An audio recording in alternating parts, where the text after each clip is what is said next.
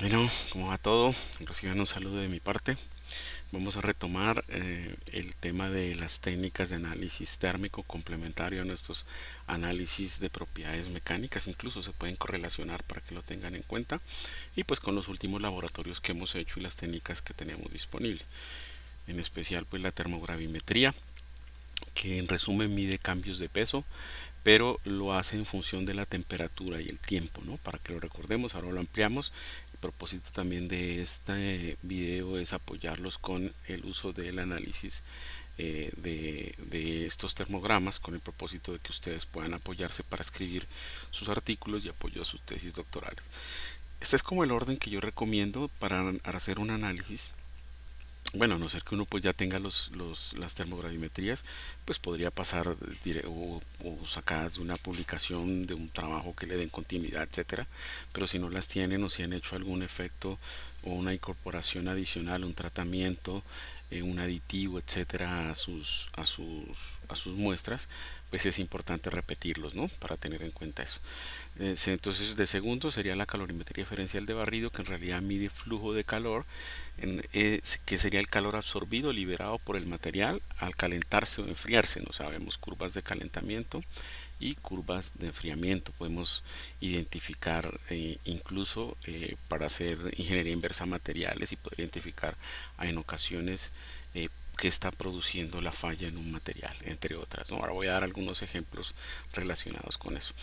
Este otro que es análisis termomecánico, TMA. Esta técnica aquí en Colombia digamos, es limitada, no la he identificado, pero es importante porque mide cambios de longitud, y cuando vamos a trabajar en temas de diseño de producto, el TMA pues me permite encontrar el coeficiente de expansión térmica de un material pues, de una manera muy precisa, y puede hacer análisis pues con digamos con diferentes muestras y ver los efectos de la incorporación de nanomateriales, cargas, aditivos, porque cuando cambio o modifico las propiedades mecánicas con refuerzos o nanomateriales, etcétera, pues voy a cambiar también las propiedades térmicas, ¿no? Calor específico y por supuesto también la conductividad térmica. Entre otras, el calor específico también lo podemos medir o estudiar con la calorimetría diferencial de barrido.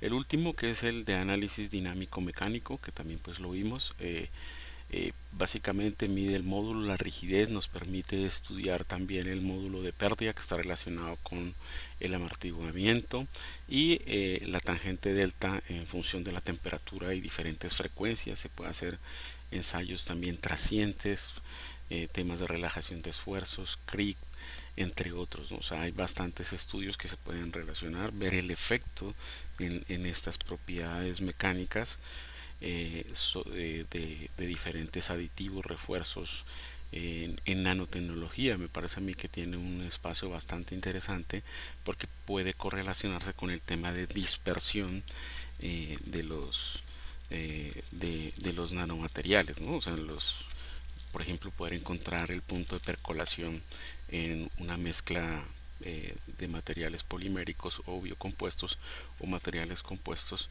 con relación a ese porcentaje que uno requiere identificar, donde ya esos nanomateriales empiezan a aglomerarse. Bueno, la, el análisis termogravimétrico, que pues lo vimos ya en el laboratorio, básicamente aquí se resumiría, ¿no? Lo que mide son cambios de peso de una muestra. Las muestras son muy pequeñas, más o menos 10 miligramos, entre otras. Hay que tener cuidado de dónde saca uno la muestra, que sí sea representativa, ¿no? Entonces también es importante cuando uno da la muestra, ¿no? Entre otras, ¿no? Y pues lo hace en relación con la temperatura y el tiempo. Por supuesto, lo tenemos que hacer en atmósferas controladas, porque ya sabemos que los procesos cuando tenemos oxígeno, pues los procesos de oxidación me dan variaciones también de peso. Por lo general, pues va a crecer, ¿no? O sea, va a aumentar el peso. Eh, lo que nos permite estudiar esto es descomposición térmica, estabilidad térmica, cinética, termogravimétrica, todo esto que estuvimos discutiendo en la clase. Descomposición oxidativa también, composición de la muestra, nos permite calcular la composición. Voy a hacer algunos ejemplos, no solo digamos de materiales poliméricos, sino también de materiales orgánicos, y calcular también el porcentaje por decir algo de un copolímero en sus componentes, se puede estudiar ese tipo de, de- de problemas si estamos modificando algún polímero, por ejemplo. Entonces, en resumen, sería la temperatura de degradación, la pérdida de humedad también, porque hay materiales que son higroscópicos, los materiales orgánicos en sí inherentemente son higroscópicos, entonces pueden también tener algún solvente y esos solventes se pueden ir liberando a medida que voy calentando la muestra. Me permite estudiar la estabilidad térmica en materiales, en biopolímeros, contenido de cenizas, porque pues puedo hacer pirólisis, puedo llegar a toda la degradación completa del material, entonces puedo saber si finalmente quedan cenizas, ¿no? O que puede ser representado en cargas o fibras, entre otras. Podría estudiar la eficiencia de reticulación o curado en polímeros termoestables para el caso de fibras de carbono, fibras de vidrio, ¿no? En lo que he identificado en los temas de ustedes en el curso, pues nos podría apoyar a determinar la estabilidad térmica de hidrogeles que hemos hablado, de biopolímeros como el PLA, los almidones termoplásticos, la policaprolactona, entre otras, nanocompuestos para la liberación de fármacos u otros, que son temas que se han visto, por supuesto, siempre correlacionando con el ejercicio que se hizo en relación a la búsqueda bibliográfica, pues para tener soportes y también orientarnos, ¿no? La meta mía es que ustedes logren identificar esos, o sea, tengan esas herramientas para identificar esas referencias para sus trabajos y logren escribir esos párrafos complementarios para la explicación que van en los artículos de estas técnicas. Entonces eso es básicamente lo que voy a orientar ahora en el ejercicio que vamos a hacer de análisis con los ensayos. Pues voy a usar unos ensayos de ejemplos, pero posterior la idea es que ustedes hagan la tarea con los materiales que nos entregaron para hacerlo en el laboratorio. Entonces, otro tema también es cuantificar la fracción de carga compuestos con nanopartículas, que ya lo hicimos. Esas nanopartículas pueden ser bioactivas, por ejemplo, lo hemos hecho con nanotubos de carbono, polvos, aditivos, fibras naturales, biocerámicos, entre otros, ¿no? Un tema importante para los que están trabajando con el tema de scaffolds, se puede evaluar la degradación de andamios usados en ingeniería de tejidos, ¿no? Entonces también ya hay estudios que los identificamos en algunos artículos y se pueden correlacionar con esto. Bueno, un tema importante aquí es identificar las características de los ensayos de SC. Tres elementos: el tema del calentamiento, las atmósferas y los crisoles. Con relación al tema de calentamiento es importante, pues tenemos digamos, dos formas de hacerlo. Una lineal, que es una rampa, normalmente lo hacemos a 10 grados por minuto, o sea, que la velocidad de calentamiento. La idea es pues o usamos esta, o si se nos recomienda en algún artículo, un paper, una norma, pues usamos la que nos recomiende la norma, ¿no? Entonces eso es importante, pero esto es lo que se puede programar. Lo debemos definir nosotros como investigadores para poder analizar los cambios que requerimos ver, ¿no? Entonces, que ya sabemos que pueden ser químicos, reacciones, descomposición y físicos, que son cambios de estado, entre otras, ¿no? La isoterma, pues que mantiene la temperatura fija, la temperatura fija para ver degradación, entre otras. Entonces, también es importante, pues si sabemos que la podemos programar con relación al tiempo.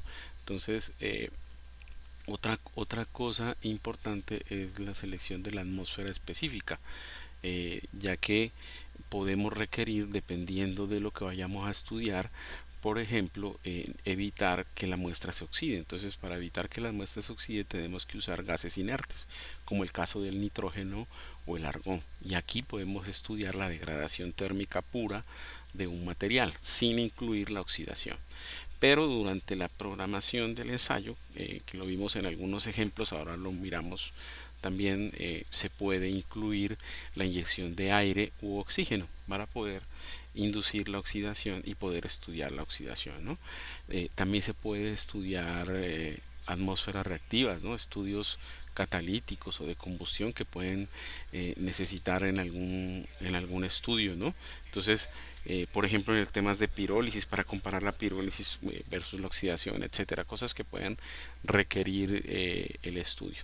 Hay diferentes crisoles dependiendo de los materiales que vayamos a usar. El crisol típico pues que estamos usando nosotros, lo vimos, pues es el de aluminio, ¿no? Y ese fue el que nos explicaron entre otras en el laboratorio, pero sabemos que hay otras opciones, pues aquí se las dejo y se pueden encontrar también más opciones, ¿no? La curva, finalmente la curva termogravimétrica que vamos a encontrar, pues básicamente lo que nos va a permitir es identificar regiones de peso constante, o sea, donde no hay pérdida de peso. Si hay pérdida de masa, ¿a qué se debe? ¿No? Por ejemplo, el tema de humedades, hablamos solventes, etcétera. El inicio de la degradación, la temperatura de inicio de la degradación es importante, ¿no? La temperatura onset le llamamos, la vamos a aprender a calcular. También la temperatura máxima de degradación es importante, la podemos calcular con la derivada de la curva. Recuerde que la curva la vamos a trabajar, nuestra muestra estará al 100% y a medida que la vamos calentando en ciertas etapas del calentamiento va a empezar a, por ejemplo, a perder peso, que es lo que realmente vamos a ver, pero también, también relacionarlo a qué se debe, ¿no? Si es humedad, bueno, todo lo que hemos hablado alrededor de eso. Se puede identificar la composición química con relación a esto, entre otras puede haber aplicaciones en copolímeros, cada componente se puede identificar y se puede calcular, pues si se hace análisis estequiométrico de la reacción, se puede calcular o correlacionar para mirar si un material realmente tiene la composición que nos están vendiendo o que yo estoy queriendo conseguir con mi material, ¿no? Entonces, esos son parte de características que tiene esta técnica para que las tengamos en cuenta, ¿no? Una cosa también importante es que el registro de la ganancia de pérdida de peso estamos hablando de microgramos, ¿no? Por eso las muestras son de 10 miligramos, son muestras muy chiquitas. Entonces la recomendación es que sea representativa la muestra, ¿no? Entonces, porque de lo contrario, o sea, de la parte donde la obtengamos, al ser tan pequeña, pues represente lo que queremos estudiar, ¿no? Entonces hay que tener cuidado con la preparación de las muestras, ¿no? Porque realmente en nuestros diseños experimentales lo que vamos a querer es ver los efectos de la incorporación de aditivos, de nanotubos, bueno, de agentes o tratamientos químicos, etcétera.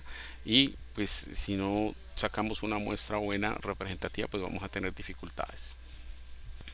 En resumen, los mecanismos de peso, los mecanismos de cambio de peso en termogravimetría, aquí los puse, ¿no? Para que los tengamos en cuenta, son los típicos, que está la descomposición térmica, pues que la ruptura de enlaces químicos, ¿no? Esos enlaces covalentes, entre otras, que pueden presentarse o que requieren, pues, digamos, energía para poderse romper. Y entonces eso podemos estudiar esa descomposición, cuándo ocurre exactamente, ¿no? El inicio, el fin y en qué punto ocurre y la máxima temperatura a la que está ocurriendo la velocidad de descomposición. La evaporación, que es la pérdida de volátiles a temperaturas elevadas, ya habíamos hablado, ¿no? Monómeros, solventes, humedad. Los polímeros pueden ser higroscópicos, por ejemplo el nylon, poliamidas, pueden ser higroscópicos si estamos estudiando materiales orgánicos como fibras naturales, etcétera, pues pueden absorber humedad. Los cerámicos, muchos cerámicos también pueden ser higroscópicos. También hay otros que son hidrofóbicos y también lo vamos a identificar y no van a tener humedad y ahí va a salir, no va a haber pérdida de peso a causa de la que es la humedad. Se puede requerir hacer ensayos de reducción, ¿no? Donde, por ejemplo, eh, por ejemplo, este óxido de cobre, lo hacemos el ensayo en atmósfera de hidrógeno, pues va a reaccionar al calentarlo y finalmente pues lo que vamos a obtener es cobre y una liberación de agua, ¿no? Entonces también se puede necesitar y van a encontrar, pues, se pueden estudiar todos los patrones de pérdida de peso de las muestras y van a encontrar varios ejemplos relacionados con eso. El otro es desorción, ¿no? Que son moléculas que estaban atrapadas, absorbidas o retenidas en la superficie o dentro del material de la liberación cuando aumenta la temperatura, ¿no? Recordar que nos explicaban en la visita la diferencia entre absorción y absorción, ¿no? Que es diferente, ¿no? La absorción está más adentro, la absorción es más superficial. Entonces, porque a veces hacemos tratamientos y ahí es cuando la muestra, ojo, de dónde la tomamos, ¿no? Porque en una probeta que puede tener 3 4 milímetros de espesor, pues puede haber tratamientos que son superficiales. O sea, ¿qué es lo que tenemos? ¿Qué es lo que queremos estudiar? ¿De dónde obtenemos la muestra? Aumento de peso lo vamos a ver cuando haya oxidación, ¿no? Y también pues cuando se produzca absorción, ¿no? Que es el otro, ¿no? Entonces todos esos procesos cinéticos pues eh, tienen una velocidad a la que ocurren, ¿no? Relacionada con el porcentaje de pérdida de peso eh, en relación a lo que está ocurriendo durante el ensayo. Entonces todo eso lo vamos a poder, o si lo requerimos, lo vamos a poder estudiar. Bueno, miremos unos ejemplos de unos termogramas. Básicamente, este es un tema interesante. Aquí hay varios, hay uno, dos, tres, cuatro, cinco muestras. Esta de policloruro de vinilo, la de polimetilmetaquilato, el PET, el polietileno de baja densidad, y también el PEF, que es el Teflon, y una polimida, ¿no? Entonces se puede mirar pues varios pasos que están ocurriendo.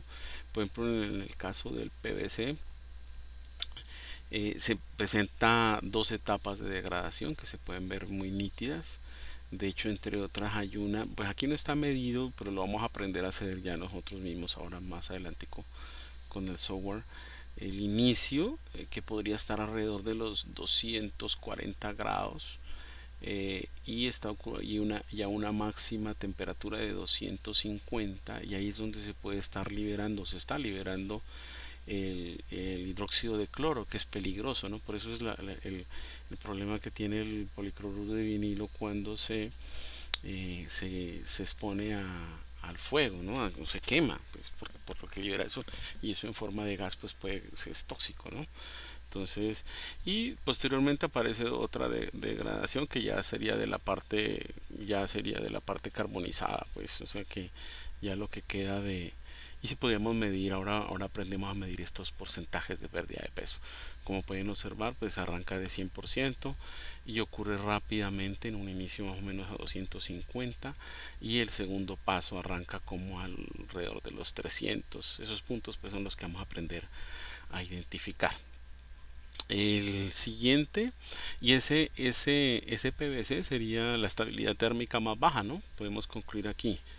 Y el que tiene la estabilidad térmica más alta sería la polimida, ¿no? La polimida, ¿no? El PVC es la más baja, la polimida en ese orden, ¿no? Entonces también ese es un tema importante. Y hay que definir el inicio de la degradación, y finalmente también suele ser importante medir el residuo que queda, ¿no? Por ejemplo, el PVC sí genera cenizas, los otros prácticamente no. Mira aquí cero, mira cómo termina, ¿no? Otra cosa importante, las condiciones del ensayo en las que se hicieron, pues aquí siempre deben aparecer, ¿no? La velocidad y todos los datos del ensayo, ¿no? Para tenerlo en cuenta. Les decía la degradación de despolimerización del polimetilmetaquilato, ¿no? Que se está ocurriendo. Este es el acrílico, ¿no? Para que lo recuerden. O sea, es una velocidad, no tengo el punto aquí, más o menos podría ser de ese inicio como a los 300 grados, no se ve aquí, no, más o menos. Bueno, ahora aprendemos a hacerlo. Uno puede calcular el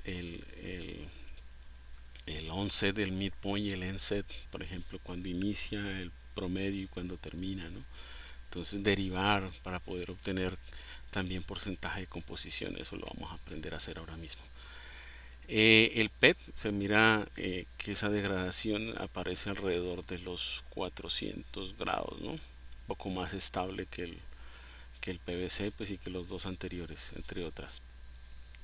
Luego está el polietileno de baja densidad, donde la degradación entra más o menos a los que 450, ¿no? Por aquí estamos 450.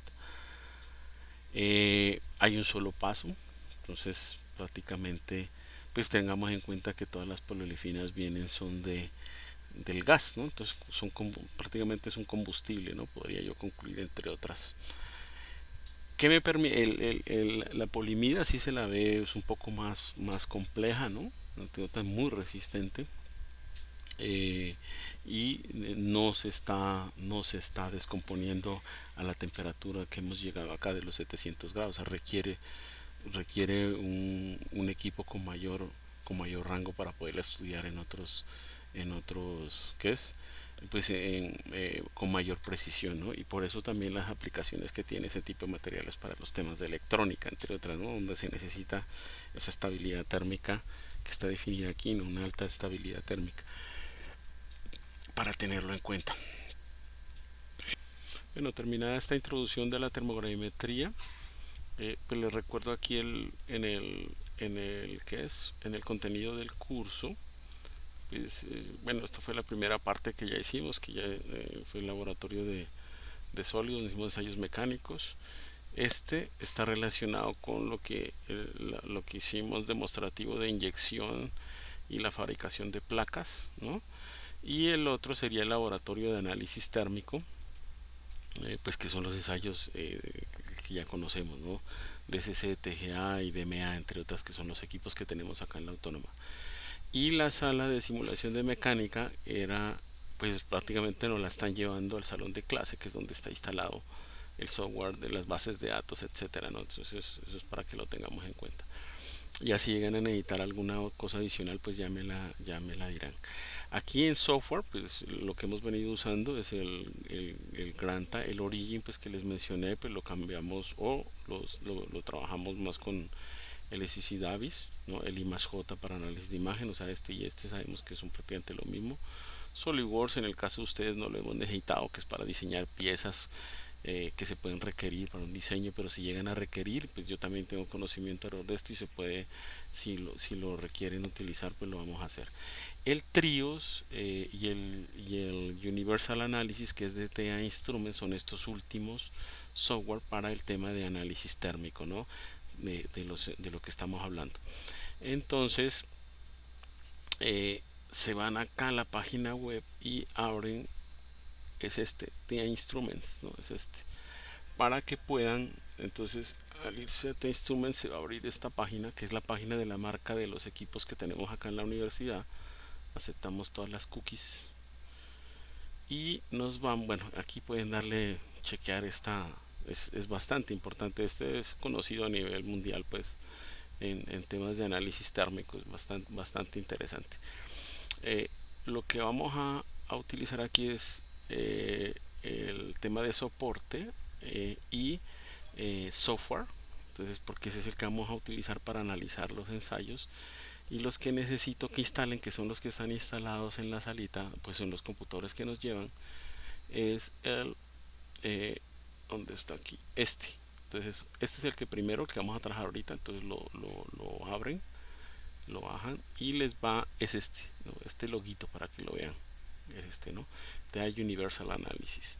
Con ese vamos a trabajar sobre todo termogravimetría y calorimetría diferencial de barrido. Y el otro, el del DMA, es este, el Trios, ¿no? Entonces lo bajan. Pues en el tema del DMA, pues esperamos que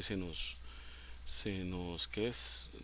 Resolvamos el tema del compresor, pues si puede haber pues lo que ocurrió, pero eso lo vamos a resolver. Entonces ya saben que de llegar a requerirlo con lo que identificaron, pues lo vamos a poder utilizar, ¿no? Por ahora pues quedó pues en lo que quedó el día del ensayo que hicimos, pero pues lo vamos a poder hacer. Entonces el software es este y ya en su momento pues si requieren los ensayos los vamos a hacer. Bueno, entonces vamos a arrancar. Bueno, entonces yo ahora les voy a compartir pues también por correo las diferentes termogramas, pues los resultados que nos arrojan el equipo para que hagamos este tipo de análisis, ¿no? Aquí está pues un poquito saturado, pero ahorita lo hacemos con el software, ¿no? Pues ustedes mismos lo pueden ir siguiendo y lo van haciendo. Este yo lo recomiendo, bueno, lo recomiendan también los fabricantes.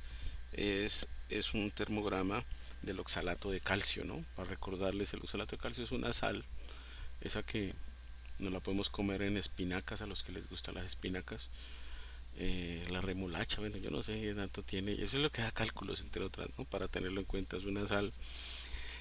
Pero en esto se utiliza porque, digamos, da repetibilidad, ¿no? Al termograma y nos permite corroborar que el equipo esté calibrado. Entonces aquí tengo, por ejemplo, la estequiometría teórica, el de pérdida de peso de cada etapa, ¿no? O sea, el termograma tiene tres etapas, como lo pueden observar, una, dos, tres, y pues podemos ir calculando la reacción que va produciéndose a medida que vamos calentando la muestra, ¿no? Se está llevando de cero hasta más de 800 grados, está llegándose prácticamente aquí a 1000 grados, ¿no? Entonces, en la primera etapa donde está ocurriendo la primera reacción, que es la pérdida de agua, entonces podemos calcular el porcentaje de agua. Entonces lo que está diciendo aquí es que el medido por la termogravimetría es de 12.36 y el calculado teórico es de 12.3. Entonces es bastante, digamos, bastante preciso, ¿no? Lo mismo está ocurriendo en esta segunda etapa donde el subproducto de descomposición es el monóxido, ¿no? Aquí lo vemos, el monóxido de carbono, y el porcentaje pues que se calcula estequiométricamente es 19.2 y el medido en la termogravimetría es 18.71, lo que es un buen dato. Y por último, pues que lo que sale es el dióxido de, perdón, así es, el dióxido de carbono, que se lo ve aquí, el dióxido de carbono. Y el porcentaje liberado es de 30.11 y acá está de 30.1, lo que quedaría ya sería carbonato de calcio, y también lo podemos medir en un punto aquí en este caso de esta muestra. Entonces, por ejemplo, este equipo, si yo corro pues con cierta frecuencia, se debe hacer en el laboratorio, no es que uno lo haga siempre, pues se puede corroborar eh, si el equipo está bien calibrado, ¿no? Si, yo sí tendría que correr muchas muestras, sí me gusta que esto se haga, ¿no? Bueno, entonces vamos a usar este primer ejemplo para hacer el análisis con el software, ¿no? Voy a dar, voy a abrir el TA Universal Analysis. Aquí está. Bueno, ya abierto el programa, pues vamos a primero a abrir archivos, y aquí recomiendo, como él les va a quedar instalado en C, donde lo instalen, está la carpeta de TA. En data pueden meter, por ejemplo, aquí yo datos que he hecho del coco, de, por ejemplo, los puedo diferenciar con TGA, TMA, DCC, como quieran, ¿no? Que usted ya organiza sus datos. Aquí voy a incluir esta carpeta que se las voy a compartir, de ejemplos de DCC, de materiales que hemos hablado en el curso. Entonces también de termogravimetría que ya tenemos. Eh, También tengo algunos de DMA, de TMA. Entonces todo eso lo puedo colocar, los puedo colocar aquí. Por ejemplo, hay unos de TMA que acá en Colombia todavía no tenemos. Son viejitos, pero son archivos de ejemplo que pueden servir, ¿no? Y aquí también tengo, o están los de termogravimetría que estamos hablando ahorita, como el caso del carbono. Son viejitos, pero aquí abrí el del carbonato, perdón, el del oxalato de calcio, ¿no? Y ¿qué nos da? Normalmente pues esto es la información del archivo, porque ya fue hecho. Aquí aparecería el nombre del operador del laboratorio, el que operó el equipo, el método que usó, o sea, llegaron hasta 1000 grados y calentaron a 20 grados por minuto, y lo hicieron en nitrógeno, o sea, inerte, ¿no? Para que no aparezca datos de oxidación y ese tipo de eventos. Eh, en la señal que vamos a graficar inicialmente es la pérdida de peso, entonces ahí está. Podríamos, una señal adicional podría ser peso, y podríamos obtener la derivada, ¿no? Que más adelante la miramos, y aquí podemos derivada en función de la temperatura, pero por ahora lo vamos a dejar ahí, no voy a hacerle nada. Entonces damos ok, está bien. En unidades, pues dependiendo del ensayo que vamos a hacer de CC, TGA, aquí está DTA, TGA, TMA, DMA, lo que vayamos a hacer. Aquí en el caso de las unidades por ahora lo vamos a dejar porcentual, ¿no? Pero podríamos hablar de miligramos o microgramos si queremos, pero normalmente lo que lo dejamos es en porcentual, ¿no? Para tenerlo en cuenta, o sea, ahí está bien, por lo general viene configurado. Entonces lo abrimos y aquí tenemos, miren, nuestro ensayo del oxalato, ¿no? Para chequear calibración. Entonces, si recuerdan, están dados el paso de la pérdida de agua, el paso de la pérdida de monóxido de carbono, y el paso de la pérdida de dióxido de carbono, y el restante pues sería el porcentaje de carbonato de calcio que quedaría, y ese es pues que correlacionarlo con la estequiometría teórica, pues que ya los químicos entre otras son fuertes en eso, ¿no? Aquí qué vamos a hacer, vamos a usar unas pequeñas herramientas para hacer esos cálculos que vimos en el ejemplo. Bueno, vamos a ir viendo algunas herramientas pues iniciales, ¿no? Esta es la muy sencilla, pues notas, ¿no? Que querramos colocar, ¿no? Por ejemplo, H2O, por decir algo, aquí. Entonces yo la quiero poner aquí, pico, y ahí me aparecería, la puedo borrar. Esto es muy básico.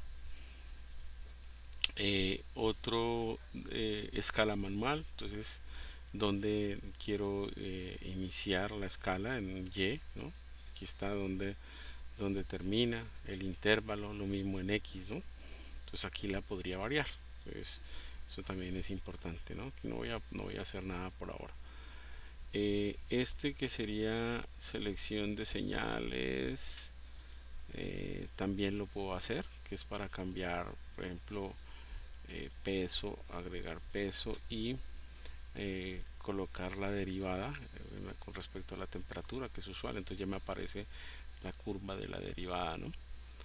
Pero digamos que por ahora no la voy a usar, entonces la voy a quitar, ¿no? Pero por aquí es donde la vamos a poder obtener. Eh, esta esta opción no está por ahora funcionando. Con este siempre es de límites o sea, el rango completo en que se hizo el ensayo está aquí. Este es interesante porque es en temas de tiempo, ¿no? Yo a veces si necesito solo analizar, por ejemplo, más o menos que inicie en 0 y aquí en 20 minutos, arranquemos con un minuto, a ver.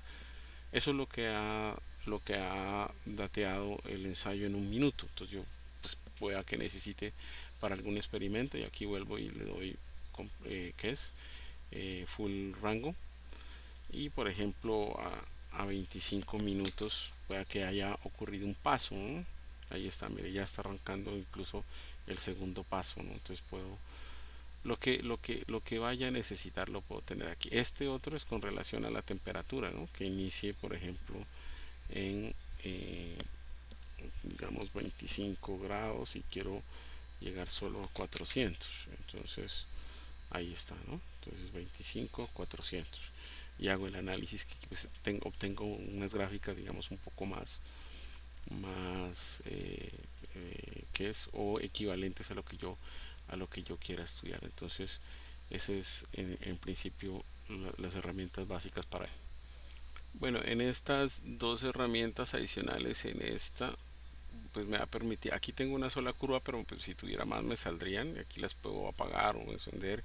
Y que necesito ver, por ejemplo, agregar el símbolo que puede diferenciarlas, ¿no? Ahí está, en este caso están escogidos circulitos, o sea, esto le pueden cacharrear, ¿no? Que es para mejorarla.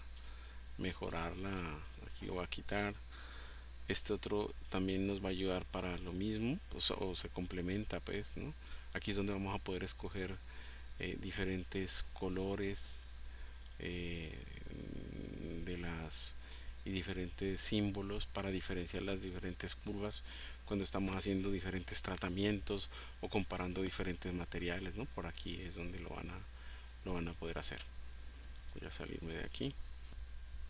Bueno, están estas otras herramientas, estas que son de integración. De pronto aunque aquí también nos van a servir para calcular composición. Estas que son picos máximos, estos son señales de cambio para estos saltos. Por ejemplo, podemos calcular el porcentaje, en este caso, de la producción de agua, del monóxido y del dióxido, ¿no? De carbono. La transición vitria también la vamos a ver.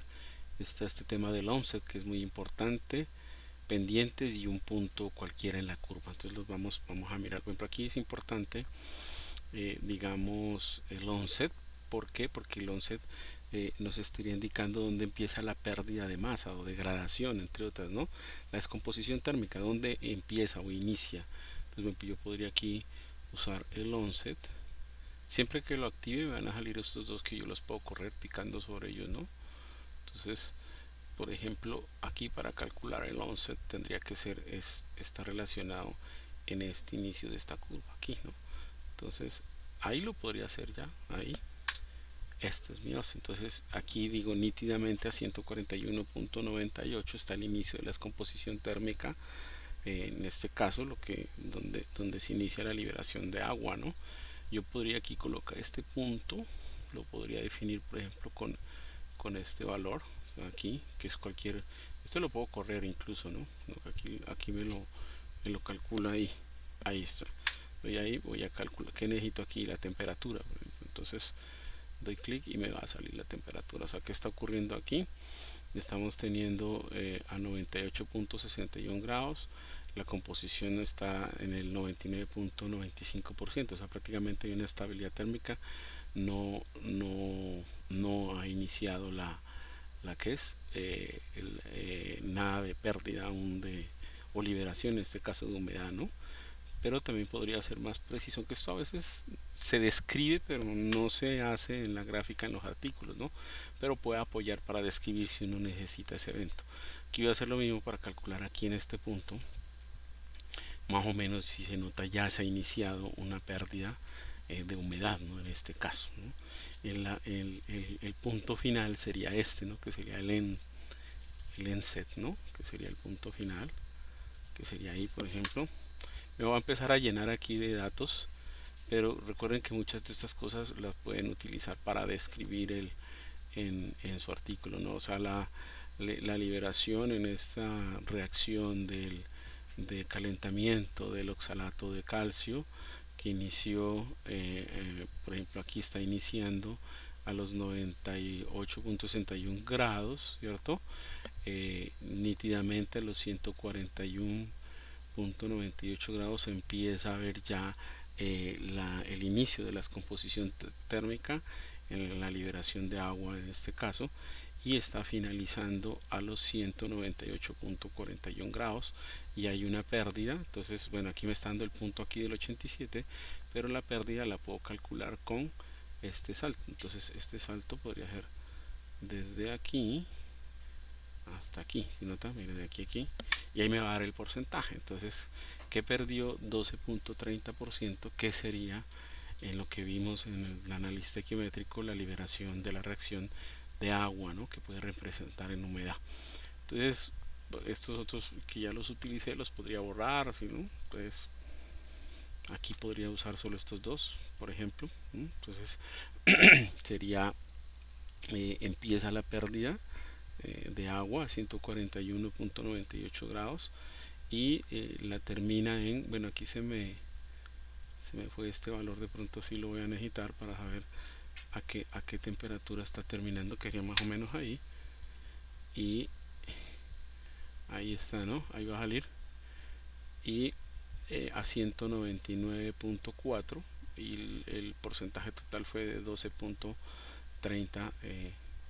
que aquí lo miran que está pues correcto, ¿no? Está muy bien calculado y corresponde pues a lo que acabamos de ver en el análisis estequiométrico. Entonces es importante, ¿no? Este punto. Y asimismo podría calcular el salto para los otros, ¿no? Entonces, que podría ser el onset.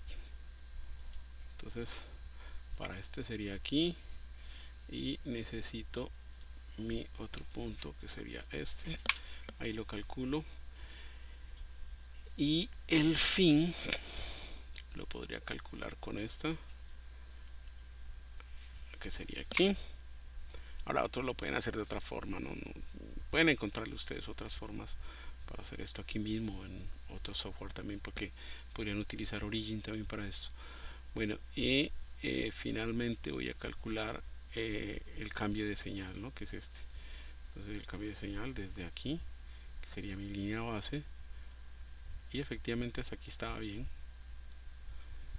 Entonces ahí me va a dar el porcentaje 18.53, que corresponde a a lo que vimos en el análisis estequiométrico. Está bien, ¿no?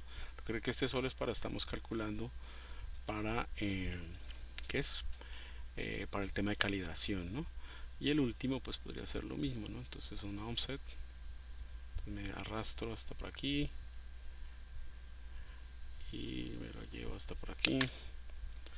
Entonces el inicio de la descomposición, aquí ya prácticamente se liberaría, aquí sería el inicio de la, este sería el inicio, el de aquí el inicio a 477 grados y finalizando en 528 con una pérdida de 18.53 correspondiente al monóxido de carbono, y esta sería de el inicio a 680 grados y con una finalización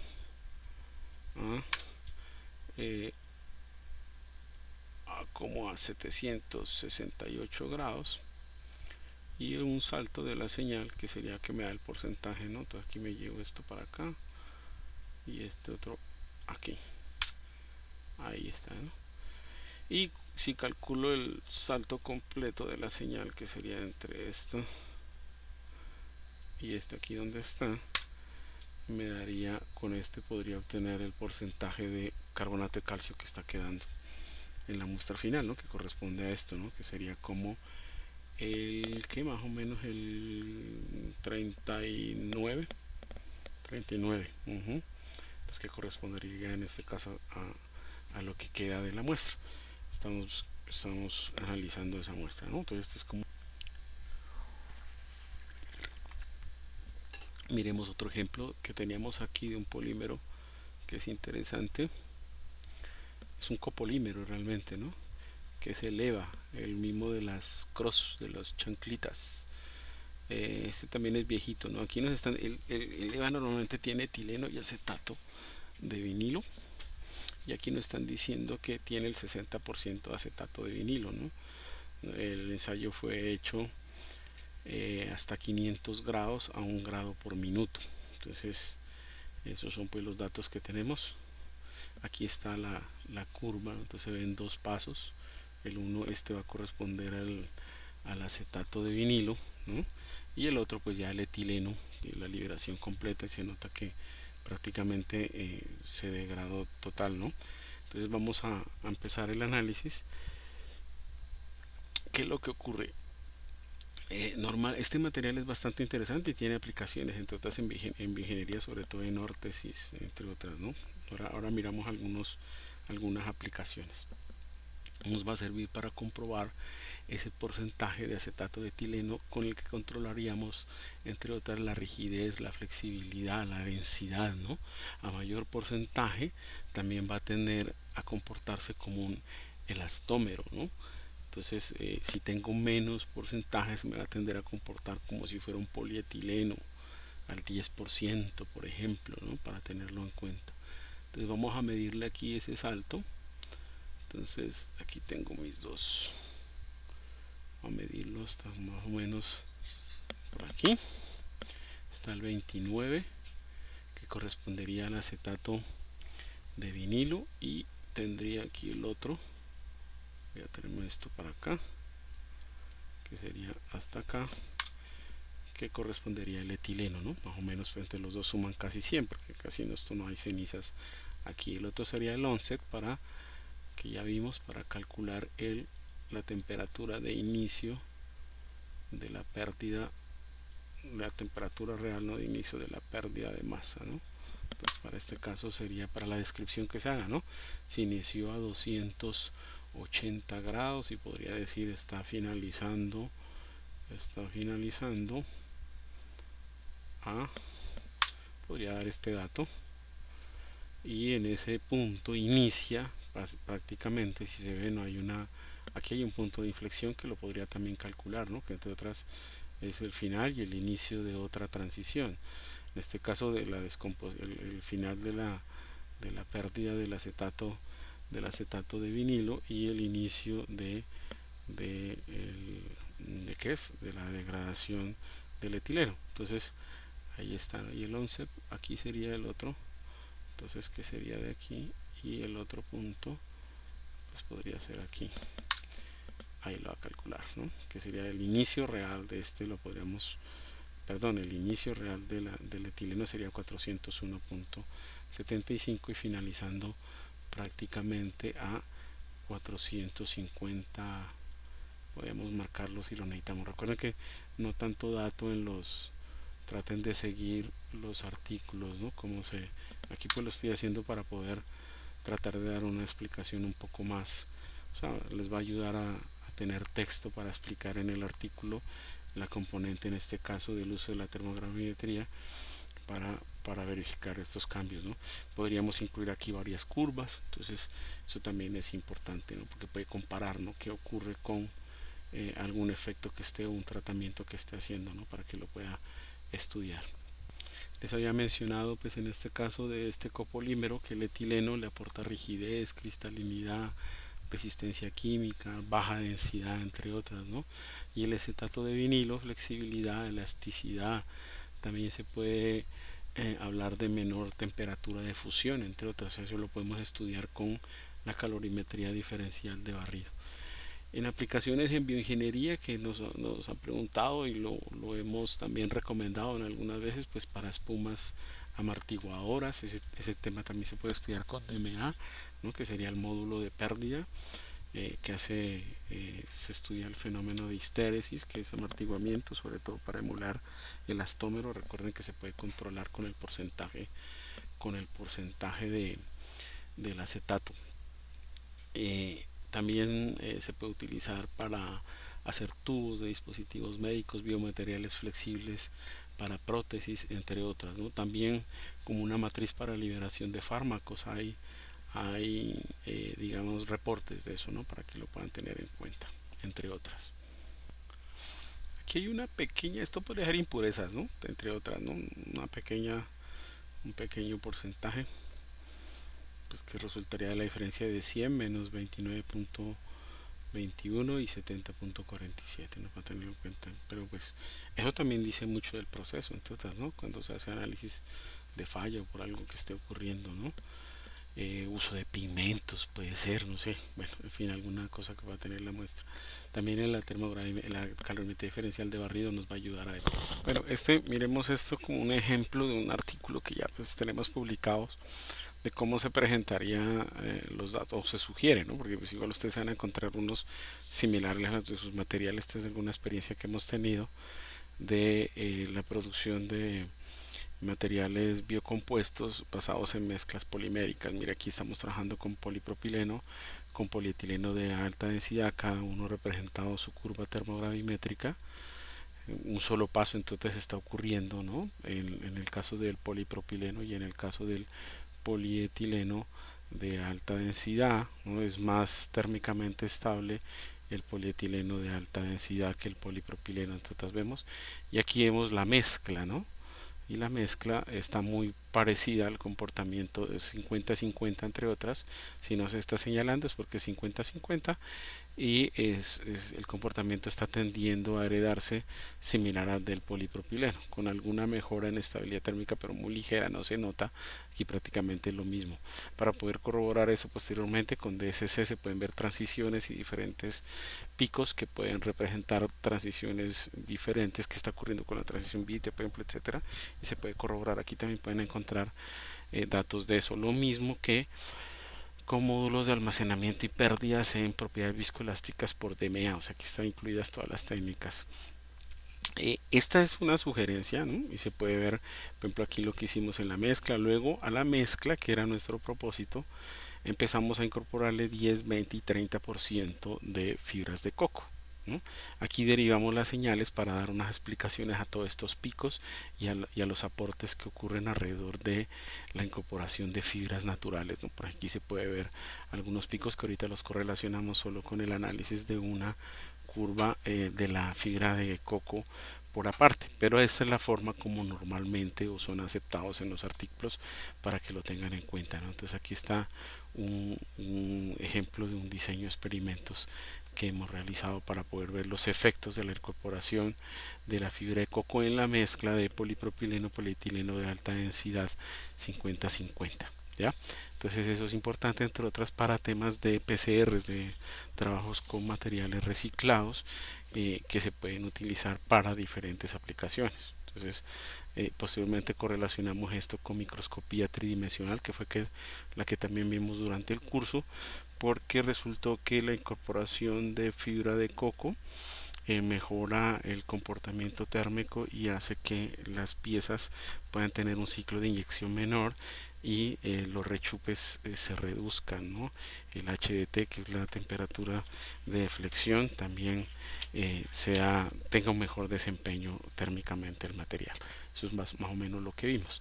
Entonces vamos a abrir una gráfica solo del coco para analizar la termogravimetría del coco. Entonces todos los puntos que les decía y los cálculos que usted puede haciendo los usa en el texto para la componente del artículo, y las gráficas las puede presentar de esta forma, ¿no? Esa es la sugerencia. Bueno, vamos a abrir entonces la termogravimetría del coco. Yo la tengo aquí, fibra de coco. Sí, sí es esa. Aquí están los que acabamos de ver, ¿no? Entonces, bueno, aquí no me colocaron todos los datos con los que se realizó la termografía. Eso es otra cosa, pues, que depende del operario, ¿no? Que haga esa tarea. Bueno, cuando hablo de eso es, pues, el tema de la velocidad la rampa, ¿no? De calentamiento que se siguió, y la atmósfera, que en este caso va a ser nitrógeno también. No hemos usado oxígeno ni aire. Esta es la curva, ¿no? Entonces aquí se están presentando básicamente. Uno podría identificar, aquí hay un paso, aquí hay otro paso, aquí hay otro, porque hay cambios de pendiente, ¿no? Si se dan cuenta, y aquí hay otro paso.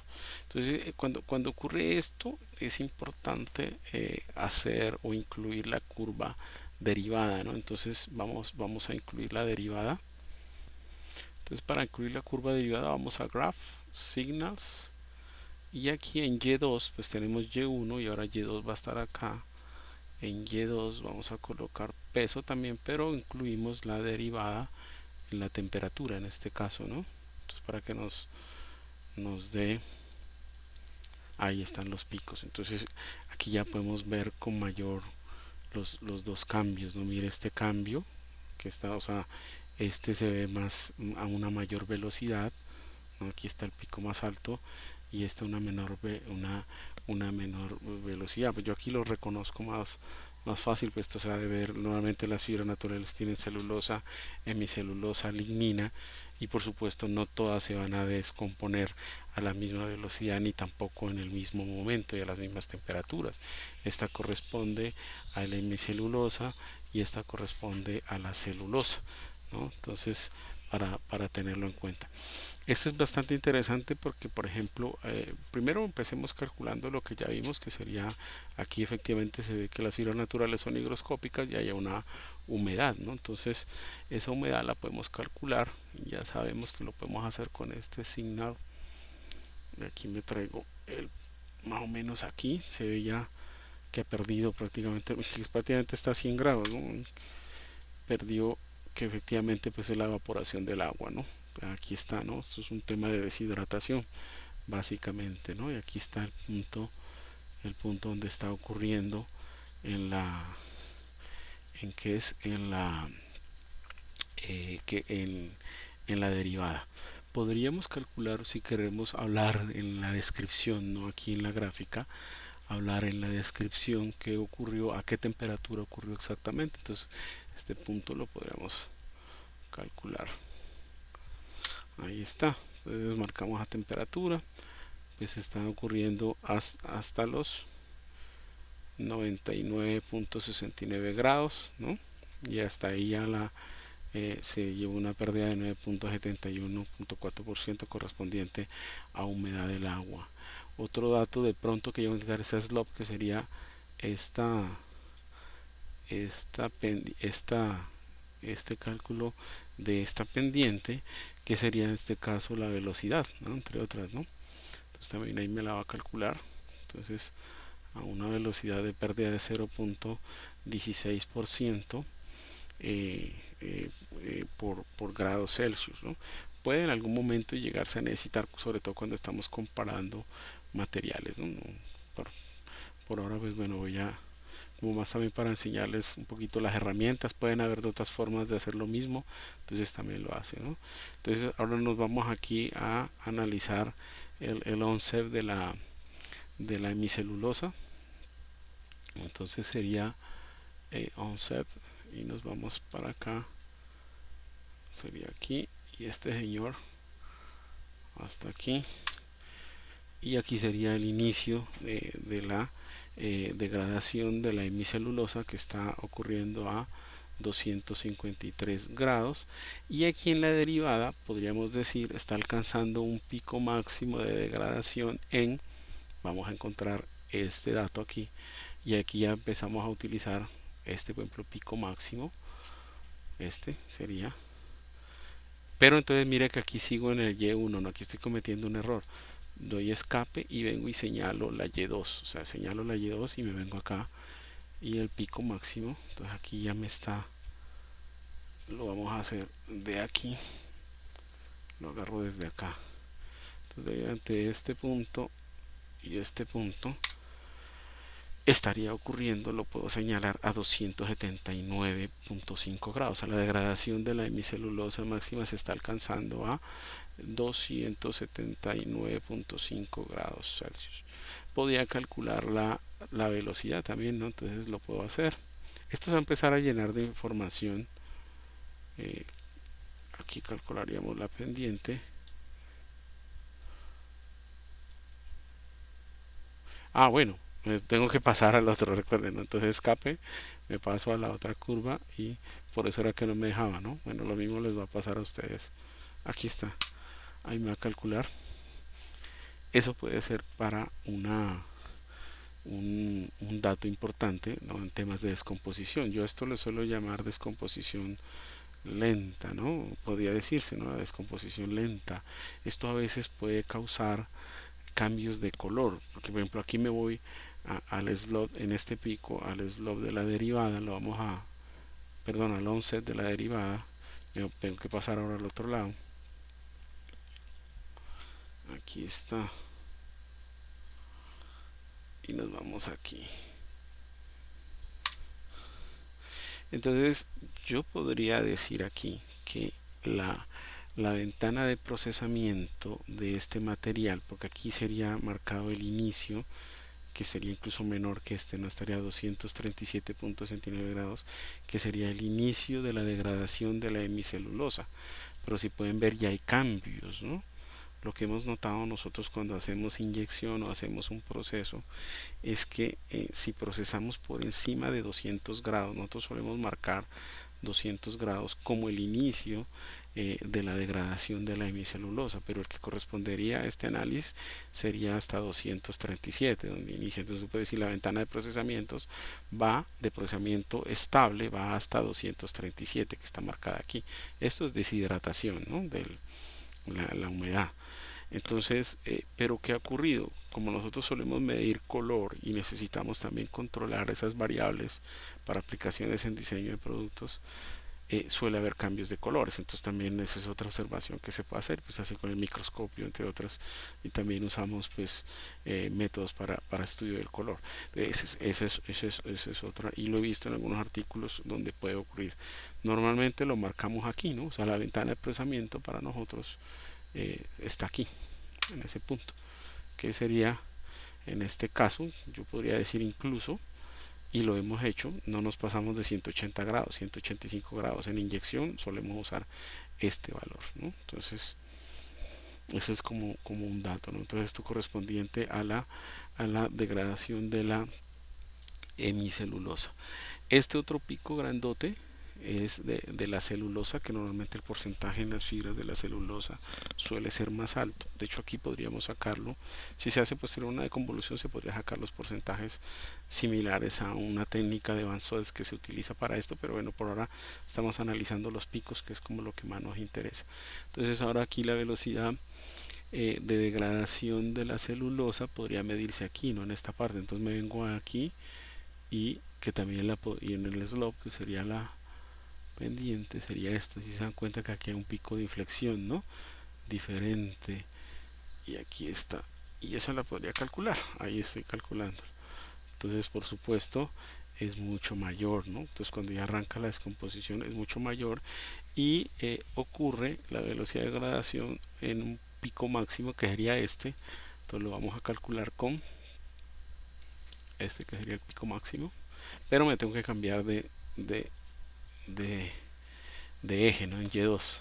Entonces, lo mismo, pico máximo. Ahí, que estén los dos.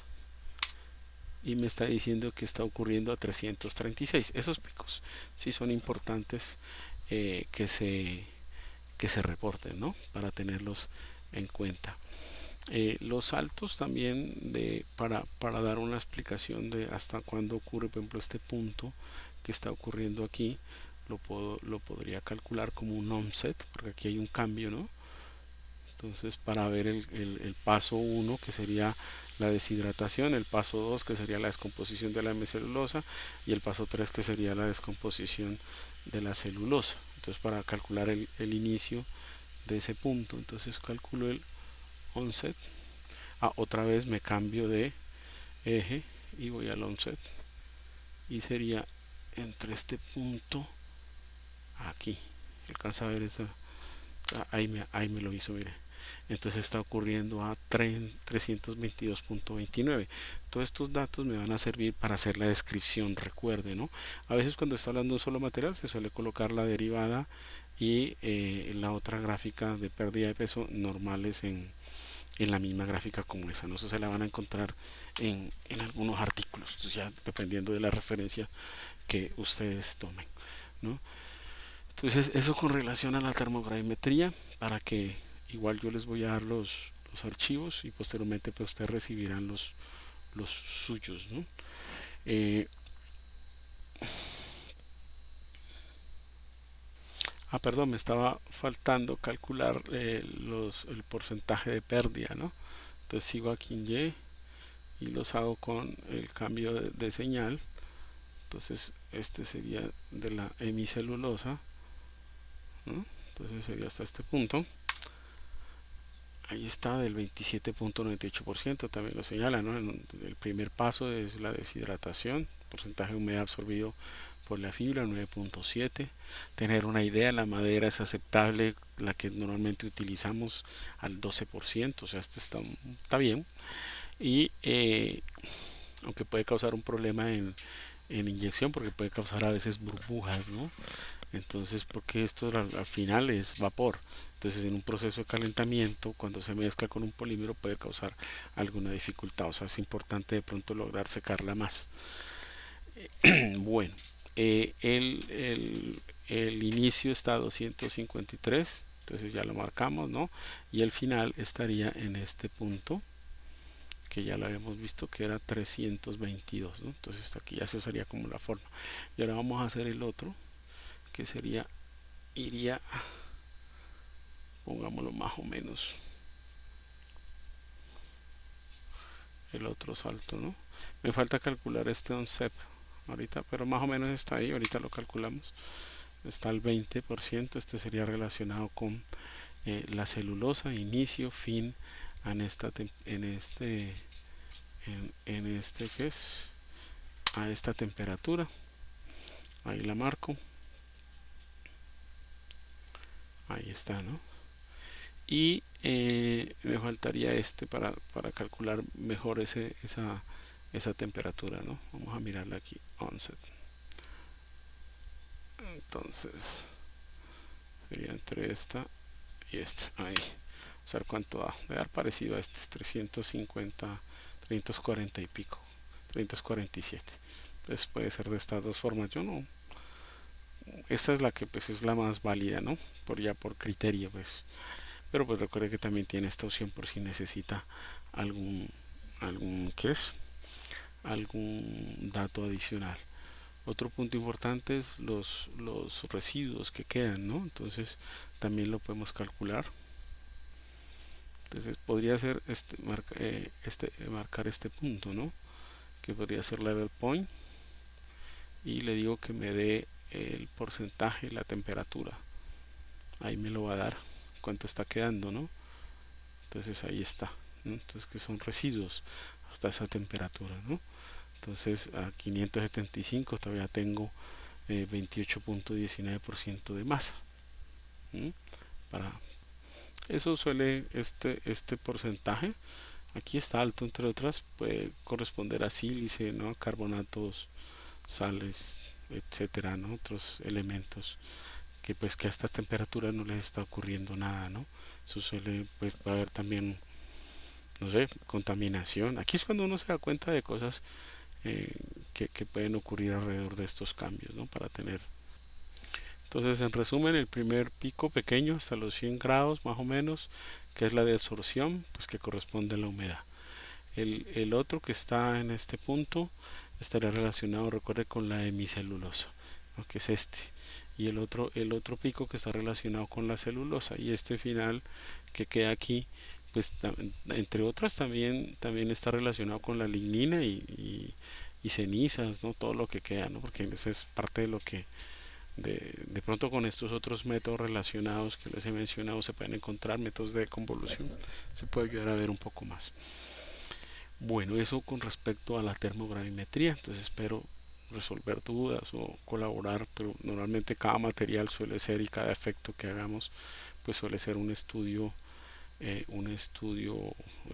pues si bien son las mismas herramientas, pero pues la forma de escribirlo puede corresponder a otra de otra manera, ¿no? Entonces pues lo importante es la revisión bibliográfica y buenas referencias cuando estemos haciendo esto.